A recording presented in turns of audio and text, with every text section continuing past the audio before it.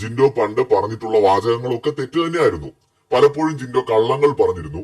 അതൊക്കെ പക്ഷെ തിരുത്തി മുന്നോട്ട് വരുന്ന ഒരു മത്സരാർത്ഥി തന്നെയാണ്. ഇവൻ ഇന്നലെ ജാസ്മിൻ അത് പറയുമ്പോ ലാലേട്ടന്റെ മുന്നിൽ വെച്ചിട്ട് അങ്ങനെ ഒരു ആക്ഷൻ കാണിക്കേണ്ട കാര്യമേ ഉണ്ടായിരുന്നില്ല. അപക്വമായ ഒരു പ്രവൃത്തി തന്നെയായിരുന്നു ഇന്നലെ ജിൻഡോ ചെയ്തത്.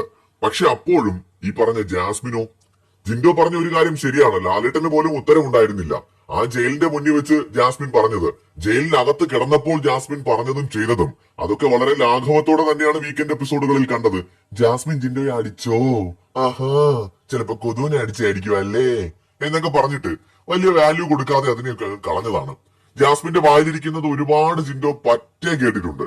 അപ്പോഴൊന്നും പ്രതികരിക്കാതെ നല്ല പിള്ളയായിട്ട് ഇരുന്നിട്ടുമുണ്ട്.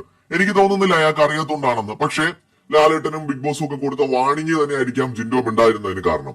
അപ്പോ ജിൻഡോ എന്ന് പറയുന്ന വ്യക്തി ക്വാളിറ്റി ഇല്ലാത്ത ആളാണെന്ന് ജാസ്മിൻ പറയുവാണെങ്കിൽ ജാസ്മിൻ എവിടെ നിൽക്കുന്നു എന്ന് ജാസ്മിൻ സ്വയം ചിന്തിക്കുന്നത് നല്ലതായിരിക്കും. ഒരു